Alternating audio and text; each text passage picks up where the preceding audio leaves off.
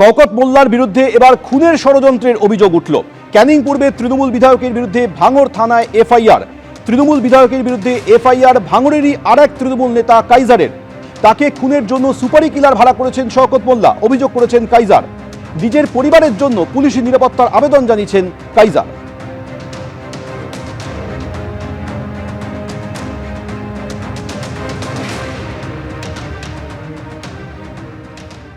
যখন আমার অফিস ভাঙচুর করে, বাড়িতে অ্যাটাক করে, সেই সময় পশ্চিম মেদিনীপুরের ঘাটাল থেকে 4 জনকে নিয়ে এসেছিল খুন করে বলে। তারপর কোনো কারণে তাদের সাথে মনোমালিন্য হয়, তারা ফেরত যায়। গত 2-3 আগে আবার ফের 3 জনের একটা টিমকে ফের নিয়ে এসছে ঘাটাল থেকে, কোটি কোটি টাকার কন্ট্রাক্ট করে। অ্যাকচুয়ালি ও ভয় পাচ্ছে, কাইজার আতঙ্কে ভুগছে। প্রথমে হাইকোর্টে গিয়ে নানা রকম ভাবে আমাকে মিথ্যে কেসে ফাঁসিয়ে জেল খাটানোর চেষ্টা করেছে, সেগুলো পেরে ওঠেনি। এখন খুন করে ও যে কোনো রকম ভাঙড়ের মানে মাটিটাকে মানে একদম আরামসে, যাতে এখানে তোলাবাজি, রাহাজানি, খুন, নানান কিছু করতে পারে, আমি পথের কাটা যেন আমাকে সরাতে চাইছি। কাইজার আহমেদ একেবারে সরাসরি শওকত মোল্লার বিরুদ্ধে খুনের ষড়যন্ত্রে অভিযোগ করেছেন। এই অভিযোগ নিয়ে ক্যানিং পূর্বের তৃণমূল বিধায়ক কি বলছেন দেখুন। এদের কাজ হলো যখনই কোনো নির্বাচন আসে তখন এরা লাইমলাইটে থাকার চেষ্টা করে। ওকে কেন লোক খুন করতে যাবে? এরা যে কোনো ভাবে তৃণমূল কংগ্রেসের নেতা কর্মী তাদেরকে ইমেজ নষ্ট করো, এটাই হচ্ছে এর মূল কাজ। আসলে এরা হচ্ছে এক ধরনের জমি মাফিয়া। আপনি ঘটকপুর ওদিক থেকে চণ্ডীপুর থেকে আর সায়েন্স সিটি পর্যন্ত যত জমি আছে, এই কাইজারের বাবা এরা সমস্ত প্রবন্ডিং করেছে তৃণমূল কংগ্রেসের ঝান্ডাটাকে সামনে রেখে। মানুষ থেকে বিচ্ছিন্ন হয়ে পড়েছে, ওদের সঙ্গে মানুষ নেই, তাই আমাদের সম্পর্কে এই ধরনের কথা বলছে।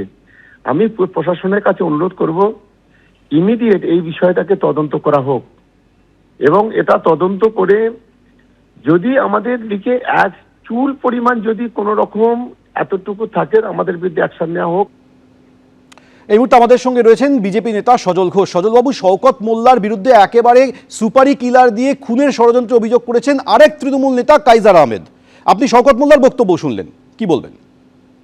বলছে তৃণমূলের ঝান্ডাকে কাজে লাগিয়ে ও আর ওর বাবা জমির মাফিয়া হয়েছে, আর কাইজার আহমেদকে কাছে গেলে সে বলবে সিপিএম এর সময় সিপিএম এর ঝান্ডা লাগিয়ে ও জমি মাফিয়া ছিল, এখন ও তৃণমূলের ঝান্ডা কাঁধে নিয়ে বইছে। আসলে দুজনেই সমান। শওকত খুন করতে চায় কাইজারকে, কাইজার খুন করতে চায় শওকতকে। এমন তো নয় যে কাইজার মোল্লা এই নাখোদা মসজিদের বড় ইমাম, তা তো নয়। এরা দুজনেই খুনি। আরাবুল বলুন, শওকত বলুন, কাইজার বলুন, যে যখন বিপদে পড়ে সে তখন কাঁদতে থাকে। ধন্যবাদ। এলাকার উন্নয়ন থেকে নারী নিরাপত্তা কি বলছেন চৌরঙ্গীর সাধারণ মানুষ? ভোটারদের কাছে এবিপি আনন্দ। দেখুন তারকার চোখে তারকা কেন্দ্র।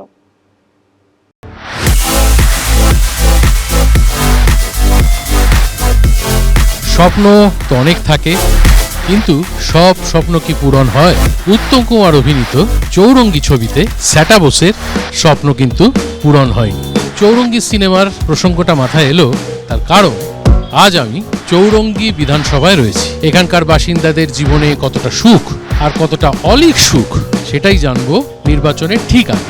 চলুন তাহলে দেখা যাক চৌরঙ্গী বিধানসভা কেন্দ্রে মানুষজন, নেতা নেত্রী কারা কি বলছে। নারী নিরাপত্তা কি অবস্থায় রয়েছে? নারী নিরাপত্তা বলে কিচ্ছু নেই। রাত্রেবেলা 8টা 8:30টার পর রাস্তায় বেরোনোটা সত্যি একটু দুর্বিষহ। নিরাপত্তা বেড়েছে, কারণ আমরা নিজেরাও অনেক রাত অবধি কাজে কর্মে কোথাও হসপিটালে যেতে হলে, কারোর অসুখ হলে বা নিজেরও তো বয়স বাড়ছে, একটু শরীর খারাপ হয়, যাই হসপিটালে, একাই চলে যায়। এখানে প্রচুর ব্যবসায়ী, এখানে প্রচুর দোকানপাট ইত্যাদি। তো এখানে অগ্নি নির্বাপন ব্যবস্থাটা কিরকম বলে আপনারা লোকাল রেসিডেন্ট হিসেবে মনে করছেন? কারণ অনেকগুলো অগ্নিকাণ্ড হয়েছে ইদানিংকালে আমরা দেখেছি। সেই বিষয়ে একদমই উদাসীন প্রশাসন, এটা আমি এক কথা বলতে পারি। আগুন লাগছে, জ্বলছে, ভস্মীভূত হয়ে যাচ্ছে, মানুষ মরছে, কিন্তু কোনো তাপ উত্তাপ নেই, না কর্পোরেশনের, না পুলিশের, না দমকলের। যে মানুষের যে ন্যূনতম যে বিপদের যে আশঙ্কা, অগ্নি নির্বাপক ব্যবস্থা বলতে কিছু নেই। সবসময় তো কেএমসির পক্ষে সম্ভব নয় যে সবকিছু খুঁজে বার করা। ধরুন এই অগ্নিকাণ্ড যে হয় না তা না, প্রচুর অগ্নিকাণ্ড হচ্ছে। কিন্তু অগ্নিকাণ্ড হলো ফায়ার ব্রিগেড তৎপরতার সঙ্গে আসে। সাধারণ মানুষ নাজেহাল হচ্ছে, আমরাও হচ্ছি। নতুন যে সরকার আসবে 2026-এ, তার কাছে যদি বলা হয় আপনাকে 3টে জিনিস চাইতে হবে। মমতা বন্দ্যোপাধ্যায় সরকার তিনি না চাইতেই যা দিয়েছেন, নতুন করে আর চাওয়ার কিছু নেই, যিনি যথেষ্ট করে দিয়েছেন। মানে এরপর বাংলার মানুষের আর কি চাওয়া থাকতে পারে? সবাই যে যার নিজের স্বার্থে রয়েছে। যদি কেউ কোনো ব্যবসা শুরু করে, তো শুরু করার আগে দাদা ভাইদের হাতটা পাতা তো শুরু হয়ে যাবে। সেই বিক্ষিপ্ত ঘটনার উপর ডিপেন্ড করে তো একটা সমাজ চলতে পারে না। যারা করেছে তারা দুষ্কৃতী, আর দুষ্কৃতী আছে বলেই প্রশাসন আছে, এবং প্রশাসন সঙ্গে সঙ্গে তার ব্যবস্থা নেয়। ছেলে মেয়ে এরা যে স্কুলে পড়াশুনো করছে, তার জন্য যে প্রকল্পের টাকা পাচ্ছে, তাতেও আমরা খুব খুশি। এখন তো বিশেষ করে লক্ষ্মীর ভান্ডারে সত্যি খুব খুশি। দেখুন, আমাদের ফ্যামিলি থেকেও এরকম ধরনের কেউ ভাবেনি যে আমরা হাত খরচা পাবো। প্রচুর দুষ্কৃতিরাজ বেড়ে গেছে, কলেজে কলেজে তোলাবাজিগুলো চলছে। Law order total failure. এইখানে কিছু হলে রুলিং পার্টি টিএমসি নেতারা চলে আসে, পুলিশ কিছু কাজ করতে পারে না। রাজনৈতিক ইতিহাসের দিক থেকে পশ্চিমবঙ্গের অন্যতম গুরুত্বপূর্ণ বিধানসভা কেন্দ্র হলো এই চৌরঙ্গি। 1962 সালে শ্রী বিধানচন্দ্র রায় এই কেন্দ্র থেকেই কিন্তু বিধায়ক হয়েছিল। সিদ্ধার্থ শঙ্কর রায় 3বার জিতেছিলেন এই চৌরঙ্গি থেকে। 1993 সালে অভিনেতা শ্রী অনিল চট্টোপাধ্যায় বাম সমর্থিত নির্দল প্রার্থী হিসেবে এই চৌরঙ্গি থেকে ভোটে দাঁড়ান এবং জিতেও যান তিনি। সেই একবারই কিন্তু এই কেন্দ্রটি বামেদের দখলে গিয়েছিল। 2001 থেকে 2021 টানা চৌরঙ্গিতে কিন্তু তৃণমূল তাদের দখলে রেখেছে। 2014 উপনির্বাচনের পর 2016 আর 2021 নির্বাচনে টানা জয়ী হয়েছেন নয়না বন্দ্যোপাধ্যায়। কয়েকটা অভিযোগ আছে, এক হচ্ছে তোলাবাজি, চাঁদা, জুলুম, তোলাবাজদের জুলুম। যারা এইসব বলে বেড়াচ্ছে তারাই বেশি কাজগুলো করে বেড়ায়।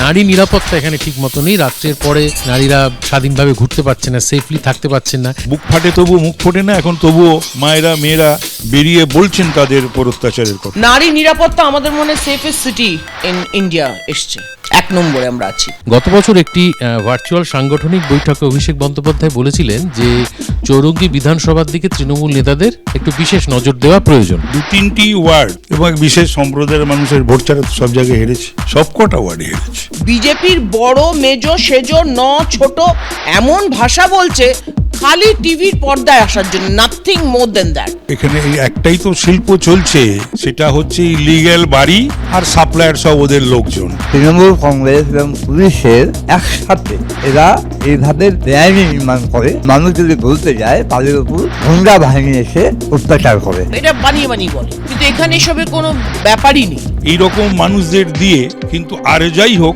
মানুষের কল্যাণ হয় না। তো আমাদের নেত্রী বলে যে কিছু উত্তর দিবি না, কাজ করে যা, চুপ করে থাক। এটা তো মিক্স ফ্রাইড রাইস তৃণমূলটা। নকশাল পাবে, আরএসপি পাবে, ফরওয়ার্ড ব্লক পাবে, সিপিএম পাবে, কংগ্রেস পাবে। বিজেপির লোকেরাও বিজেপিকে ভোট দেবে না। খালি সবাই আমাকে বলছে দেখিয়ে क्या परेशानी में है।